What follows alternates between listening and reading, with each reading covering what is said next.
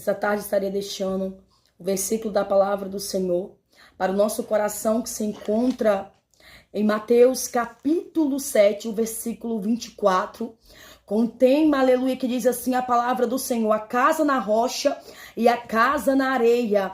A palavra do Senhor nos diz no versículo 24: todo aquele, pois, que escutar estas minhas palavras e as pratica, assemelhá-lo-ei ao homem prudente, que edificou a sua casa sobre a rocha. E desceu a chuva, correram rios, assopraram ventos, combateram aquela casa, porém não caiu, porque estava edificada sobre a rocha.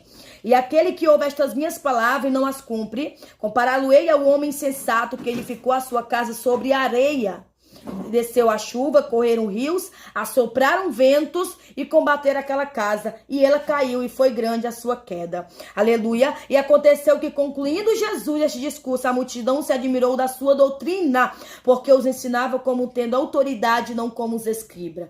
Jesus, ele estava ali, aleluia, ensinando para aquele povo ali que estava ouvindo a palavra dele, aleluia, sobre a casa na rocha e sobre a casa na areia. A palavra do Senhor vai nos dizer, aleluia, que a casa, aleluia, a casa que está edificada sobre a rocha, aleluia, somos nós que somos, aleluia, a casa, e a rocha é Jesus Cristo. E a palavra do Senhor vai nos dizer que todo aquele, pois, que escuta estas minhas palavras, ou seja, nós temos que escutar as palavras do Senhor, mas nós temos que ser prudente, nós temos que escutar a palavra do Senhor e colocar em prática, nós temos que obedecer a palavra do Senhor, nós temos que obedecer a sua voz, nós temos que obedecer os seus princípios e a sua palavra, porque o Senhor nos compara quando nós obedecemos a palavra do Senhor, a voz do Senhor, nós somos comparados ao homem que edificou a sua casa sobre a rocha.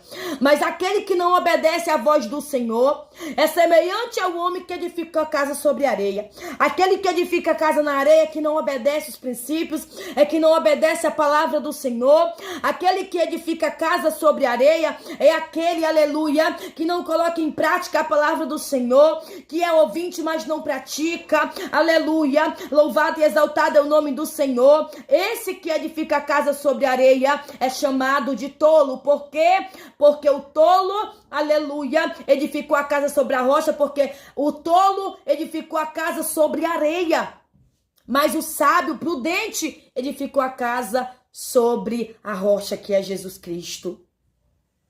Mas o tolo é aquele que não obedece, é aquele que não obedece à voz do Senhor, é aquele que não cumpre, é chamado de insensato. Aquele que